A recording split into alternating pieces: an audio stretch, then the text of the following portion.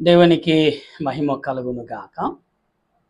ప్రభునందు ప్రియా దేవుని బిడలారా, ప్రభు పేరట మీ అందరికి వందనాలు, శుభాలు. మరణాత బాగున్నారండి?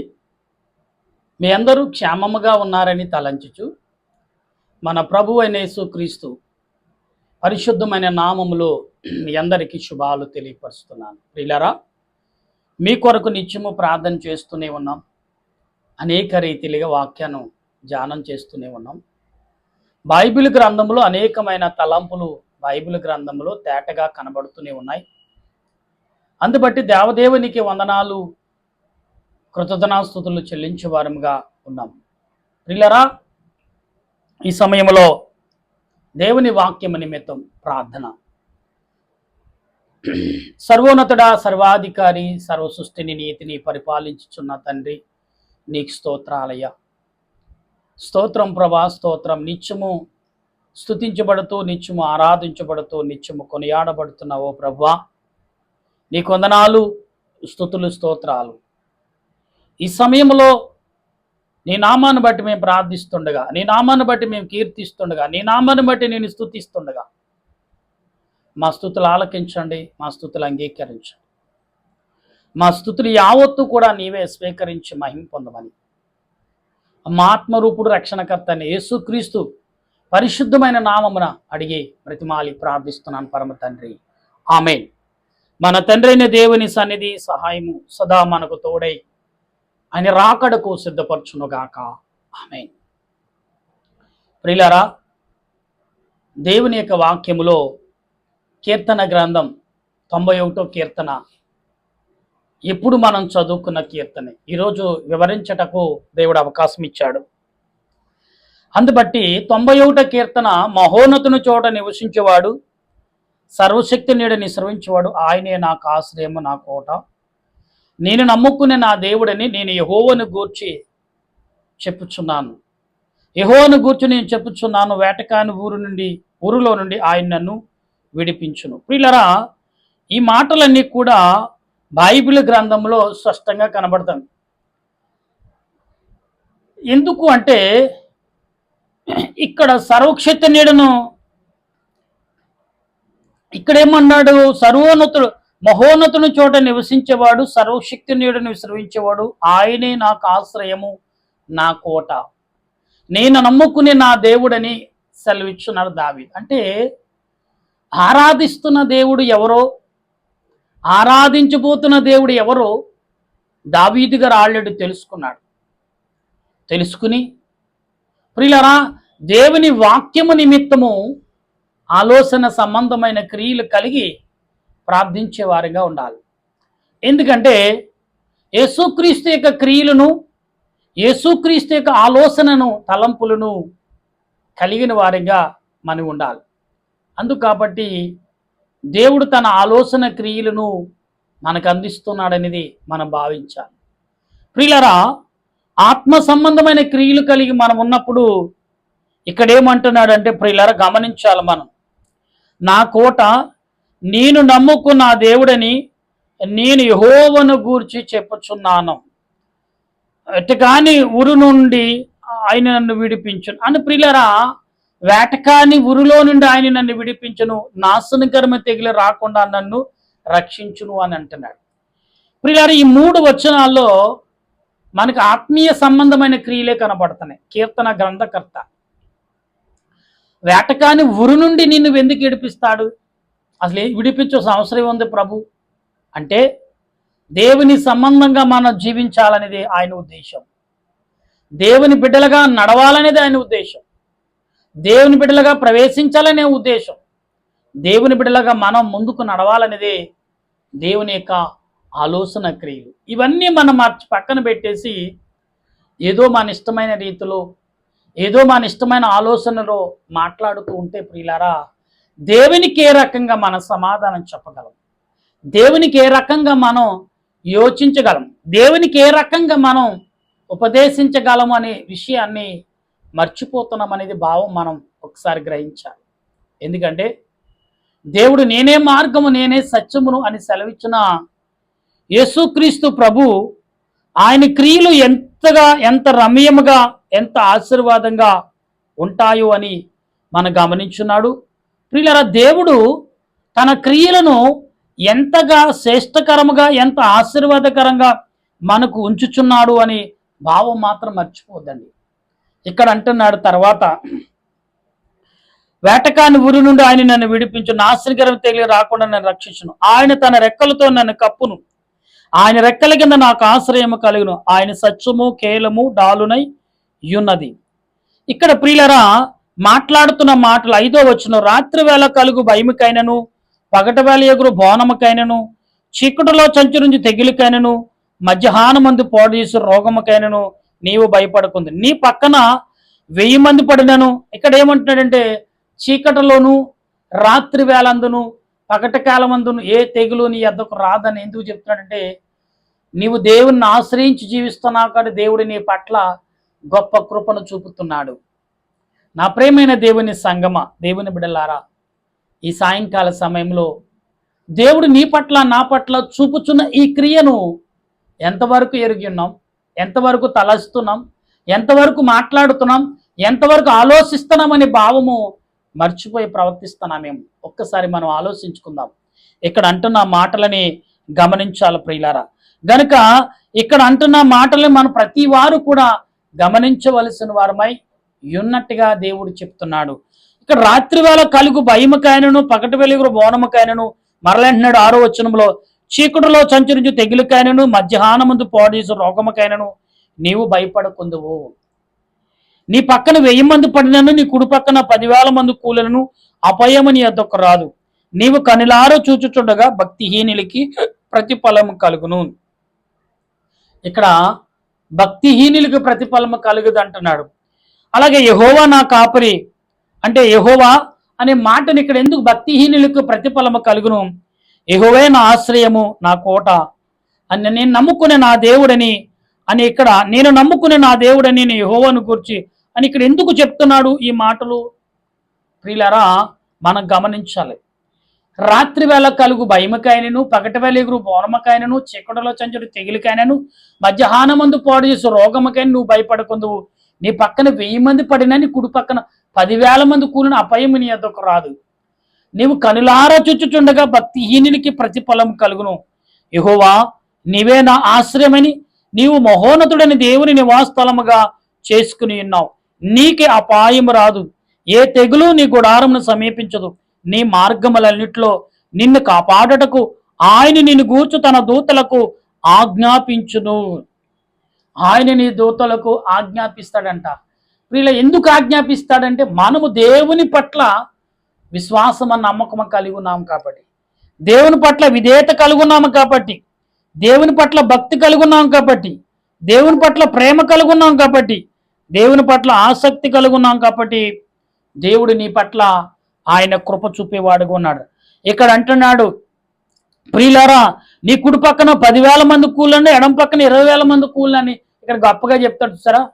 రాత్రి వేళ ఎందుకంటే నీ పక్కన 10,000 మంది కూలినాను, నీ ఎడం పక్కన 20,000 మందికి పడినాను అంటే ఎందుకు అంతమంది ఎందుకు పడతారు?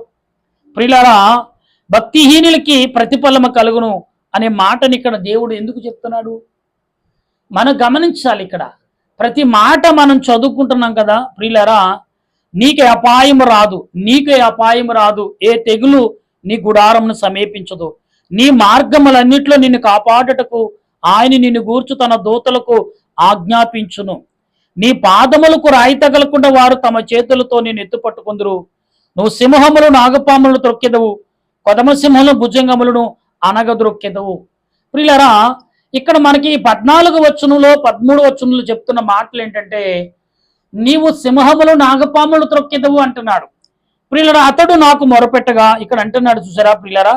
14వ వచనంలో ఏమంటాడు? అతడు నన్ను ప్రేమించుచున్నాడు గనక నేను అతన్ని తప్పించదని, అతడు నాకు మొరపెట్టగా నేను అతనికి ఉత్తరమిచ్చని, శ్రమలో నేను అతనికి తోడైండుదని, అతను విడిపించి అతను గొప్ప చేసేదని, దీర్ఘాయుష్యతను తృప్తిపరచదని, నా రక్షణ అతనికి చూపించదును. ఎందుకు దేవుడు ఇంతగా ప్రత్యేకంగా ఆయన శ్రద్ధ తీసుకుంటున్నాడు మనుషుల పట్ల? ఎందుకు దేవుడు మానవుల పట్ల ఇంత ఆసక్తి ఎందుకు కలుగున్నాడు అని ఏనాడని మనం ఆలోచించామంటే అసలు ఆలోచించాం. ఎందుకంటే మనకు అవసరం లేదు. దేవుడు మొదటి మాటలో మహోన్నతుని చోట నేను నివసించాను అన్నాడు. దావీదు ఎప్పుడంటే తన తల్లి గర్భము నుండే అతడు మహోన్నతుని చోట నేను నివసించాను, సర్వశక్తిని నిశ్రయించాను అని దావీదు భక్తుడు చెప్తున్నాడు ప్రియులారా. అయితే ఈ 91 కీర్తనలో మనం చలవించిన ప్రతిరోజు రాత్రనగా పగలనగా చదువుకునే వాక్యంగా మనం భావిస్తున్నాం. అయితే ఈ వచనాల ప్రకారంగా దేవుడు నీ పట్ల రాత్రి వేళ కలుగు భయముకైనను, పగటబాలి ఎగురు బోనముకైనను, చీకటిలో చంచు నుంచి తెగులుకైనను, మధ్యాహ్నమందు పాడు చేసు రోగముకైనను అని అంటే ఈ 5, 6, 7 వచనాల్లో కనపడుతున్న ఈ మాటలను బట్టి ఆలోచన కలిగి ఉండాలి ప్రియులారా. ఎందుకు దేవుడు ఈ మాటలు మనకు చెప్తున్నాడు అంటే, రాత్రి వేళ కలుగు భయం అంటే రాత్రి వేళ నీకు శోధన వస్తుంది. సాతానుగాడు శోధన సృష్టించేవాడు, సాతానుగాడు శోధన కల్పించేవాడు, సాతానుగాడు నీకు శోధనను కల్పించి నిన్ను శోధించేవాడిని దేవుడు గ్రహించాడండి. అందుకాబట్టే ఆయన ఈ మాటలు నీకు నాకు బోధిస్తున్నాడు. ప్రియులరా, ఈ సాయంకాల సమయంలో రాత్రి వేళ అంటే ఏంటి? చీకటిలో పగలంతా మనం చూడండి, మొదట అన్నాడు కదా, పగటి వేళ ఎగురే అంటే పగటి వేళ వచ్చే తెగులకైనను, సాయంకాలం వచ్చే రోగముకైనను నువ్వు భయపడకుండా అంటే ఏమంటాడు? ఎంత చక్కగా మాట్లాడుతున్నాడు ప్రభు. ఇక్కడ మనం గమనించాలి ప్రియులారా. ఇక్కడ మనం గమనించకుండా ఆలోచన కలుగునేమో. ఇక్కడ 4వ అధ్యాయంలో చెప్తా, ఆయన తన రెక్కలతో నిన్ను కప్పును, ఆయన రెక్కల కింద నీకు ఆశ్రయం కలిగను, ఆయన సత్యము కేలము డాలునై ఉన్నాడు అంటున్నాడు. అంటే ఏంటి? కాపాడేవాడు ఆయన, కొనుకుడు నిద్రపోడు అనే విషయాన్ని ఆయన స్పష్టంగా ఈ సాయంకాల పూట నీకు నాకు బయలుపరుస్తున్నాడు. నా ప్రియమైన దేవుని సంగమా, దేవుని బిడ్డలారా, ఈ ఉదయ కాలంలో నీవు కానీ నేను కానీ దేవుని ఆదరణ కలిగి, దేవుని ఆత్మీయత కలిగి, దేవుని ఆలోచన కలిగి, దేవుని సంబంధమైన ఆలోచన ఆత్మీయతను మనం కలిగిన నాడు ఖచ్చితంగా ప్రభువుని మనం ఆరాధించే వారంగా ఉండవలసిన వారమైనాం. ప్రియులారా, గమనించండి ఒకసారి. నేనే మార్గము, నేనే సత్యము, నేనే జీవం అన్నాడు ప్రభు. ఎందుకు అన్నాడు ఆ ప్రభు? ఆ మాటలు ఎందుకు వచ్చినాయి ప్రభు ఎదుటి నుండి? ఎందుకు మాట్లాడారు ఈ మాటలు అంటే, మనం ఆలోచన కలిగి ఉండాలి. ఆలోచన సంబంధమై కలిగి ప్రార్థించకపోతే నష్టపోయేది మనమేనండి, మనమే. ఎందుకంటే అట్టి విషయాల్లో, అట్టి తలంపుల్లో దేవదేవుడు కలిగి చేసిన ప్రతి విషయంలో ఆత్మ సంబంధులుగా మనము కలిగి ఉన్నాం. ప్రియులారా, ఈ ఉదయ కాలము నుండి ఇప్పటి వరకు కూడా పనిపాటల్లో దేవుడు తోడుగా ఉన్నాడు కాబట్టే కదా మరొక సాయంకాల పూట మనం ప్రార్థించగలుగుతున్నాం.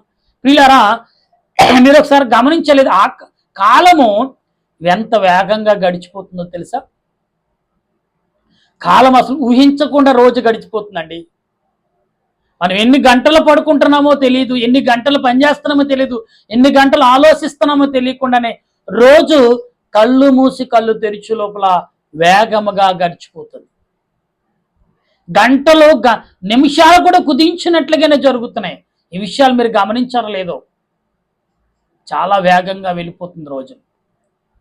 నా ప్రియమైన దేవుని సంగమా, దేవుని బిడ్డలారా, ఈ ఉదయ కాలం నుండి ఇప్పటి వరకు అనేకమైన శోధనలో ఉన్నారేమో, అనేకమైన ఇబ్బందుల్లో మీరు సతమతమైపోతున్నారేమో. ఎలాగ మా బ్రతుకుకు మార్గం ఉందా అని ఆలోచన కలిగి ఉన్నారేమో. అయితే ప్రభు అంటున్నాడు ఇక్కడ ఏమని? నేనే మార్గము, నేనే సత్యము, నేనే జీవము అని అంటున్నాడు. నా రెక్కల కిందకు రా, నీకు ఆశ్రయం కలిగిస్తా అన్నాడు. ఆయన రెక్కలు, ఆయన సత్యము కేలిము డాలునై ఉన్నది. రాత్రు వేళ కలుగు భయముకైనను, పగట వేళ ఎగురు రోగమ తెగిలికైనను, మధ్యాహ్నమందు పాడేసు రోగముకైనను. పగట కాలము, మధ్యాహ్న కాలం, రాత్రి కాలం తెగులుకు నువ్వు భయపడవద్దు అంటున్నాడు. ఇవాళ భయపడు బతుకుతున్న వారు ఎంతమందో. ఎందుకంటే ఊహలకు అందని జీవితాలు ఎన్నో ఉన్నాయి. చెప్పుకోలేని వేదనతో బాధపడే జీవితాలు ఎన్నో ఉన్నాయి. ప్రియులారా, మనం ఒకసారి గమనించాలి. ఎందుకంటే సాతానుగాడు ఎన్ని రకాలుగా నిన్ను వేధిస్తాడు, సాతానుగాడు ఎన్ని రకాలుగా నిన్ను బాధ పెడతాడు, సాతానుగాడు ఎన్ని రకాలుగా నీకు, నీ ఆలోచనకు, నీ క్రియలకు వాడు ఆయువు పోతున్నాడు మనం గమనించగలిగి ఉండాలి ఒకసారి. ఎందుకంటే పరిశుద్ధాత్మ దేవుడు నీ పట్ల నా పట్ల చూపుచున్న క్రియ ఏదైతే ఉందో ఆత్మ సంబంధంగా ఉందా, ఆలోచన సంబంధంగా నువ్వు జీవిస్తున్నావా, ఆత్మీయ నిపుడు వలె నువ్వు బ్రతుకుతున్నావా? దేవుడు నిన్ను అడుగుతున్నాడు. ఆకారు వచనంలో అంటాడు ఏమని తెలుసా, అతడు నాకు మొరపెట్టగా నేను అతనికి ఉత్తరం ఇస్తానంటున్నాడు. ఈ కీర్తన గ్రంథం 91వ కీర్తనలో నీ జీవితానికి కావలసిన అన్ని వచనాలు అన్ని మాటలు కూడా అమర్చున్నాడు. ప్రియులారా గమనించండి, సుమారు మొదటి నుండి ఇప్పుడు 91 వచనాల వరకు కూడా వివరించుకుంటూ మీకు వివరిస్తూనే ఉన్నాను. 150 అధ్యాయాలు. ప్రియులారా ఇప్పటికి మనం ఇంకా 49 వచనాలు ఉన్నాయి. గనుక మీరు ఒకసారి ఆలోచన కలిగి ముందుకు నడవాలి. మన జీవిత ప్రయాణం ఎప్పుడు ముగిసిపోతుందో తెలియదండి. ఇంతలో కనపడి అంతలో మాయమై ఈ జీవితాన్ని కొరకు అనేక రకాలుగా పరిగెలెడుతున్నాం, అనేక రకాలుగా జీవిస్తున్నాం, అనేక రకాలుగా ఆలోచిస్తున్నప్పటికీ మన జీవితాలు ఎంతవరకు ఉన్నాయి, ఎంతవరకు సాగుతున్నాయి, ఎంతవరకు నడుస్తున్నాయి అని ఒకసారి మీరు ఆలోచన కలిగి ఉండాలనేది ప్రభు ఉద్దేశం. నా ప్రియమైన దేవుని బిడ్డలారా, ప్రభు మాట్లాడుతున్న ప్రతి మాట ఆత్మ సంబంధమైన మాటలుగానే ఉన్నాయి. గనుక గమనిస్తూ ప్రార్థించే కృపను పరిశుద్ధ ఆత్మ దేవుడు ఈ సాయంకాల పూట మనకిచ్చి మన ప్రయాణంలో దేవుడు తోడున్నాడు.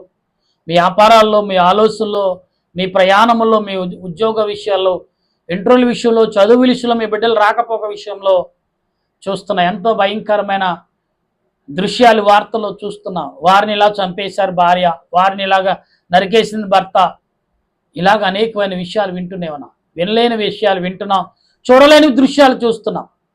ప్రియులారా ఏం జరుగుతుంది లోకంలో కూడా తెలియని పరిస్థితి. క్రూరత్వంతో బ్రతుకుతున్న మనుషులు, తోడేళ్ల మధ్యన సింహాల మధ్యన మనం ఉంటే బెటర్ ఏమో. ఇప్పుడు మనుషులే సింహాల వలె తోడేల వలె ప్రవర్తిస్తున్నారంటే మనం అతిశయపడవలసిన పని లేదు. నిజమే అని అంగీకరించే ఆలోచన దేవుడు గ్రహింపు కలిగి జాగ్రత్త కలిగి ప్రార్థించే కృపను ఆ పరిశుద్ధాత్మ దేవుడు మనందరికి అందించి ఆయన మహిమ మేఘానికి ఎక్కించును గాక. ఆమె ప్రార్థన చేసుకుందాం. దయగల తండ్రి నీకు స్తోత్రాలు, ప్రేమగల రక్షక వందనాలు చెల్లిస్తున్నాను.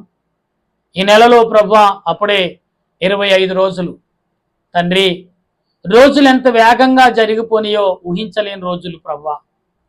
దేవా మేమేమై ఉన్నాం అది నీ చిత్తము కదా.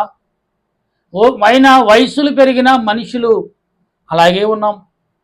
కానీ ప్రభువా నీ ఆత్మ నడిపింపు, నీ సన్నిధి కాపుదలను ఈ దినమంతా మాకు తోడయించావు.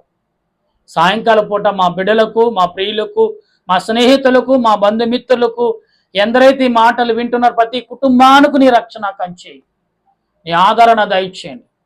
మా దేశ ప్రజలను, దేశ నాయకులు, దేశ పెద్దలను, చిన్నలు, వృద్ధులు, యవనులు అందరి మీద నీ ఆత్మను కుమ్మరించండి. మిలిటరీ వారు, పోలీస్ శాఖ వారు, డాక్టర్లు, నర్సులు, పారిశుద్ధ వారు, కార్మికులు, రైతులు, నీటి మీద నేల మీద ప్రయాణములు చేయుచున్నవారు, పనులు చేయుచున్నవారు ప్రభా అందరికీ నీ భద్రత, నీ కాపుదల, నీ రక్షణ మేలును సమకూర్చమని అడుగుచున్నాను. గుడ్డివారు, చెవిటివారు, మోగవారు, వికలాంగులు, అవయవాలు సరిగా లేక అల్లాడిపోతున్న బిడ్డలకు మీరే ఆదరణ దయచండి.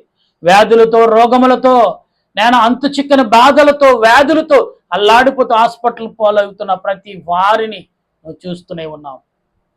రాబందుల వలె డాక్టర్లు నేను ధనాన్ని పీల్చుకు తిన్నట్టుగానే ప్రవర్తిస్తున్న ఈ వైద్యులను బట్టి, డాక్టర్లను బట్టి వందనాలు. మనసులు మార్చండి.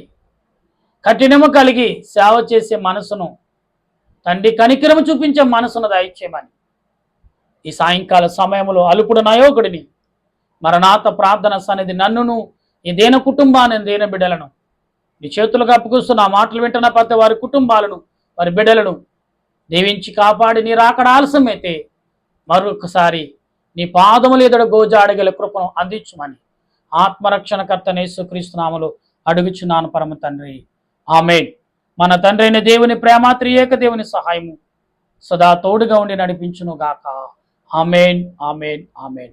మీ అందరికీ వందనాలు. మరణాత.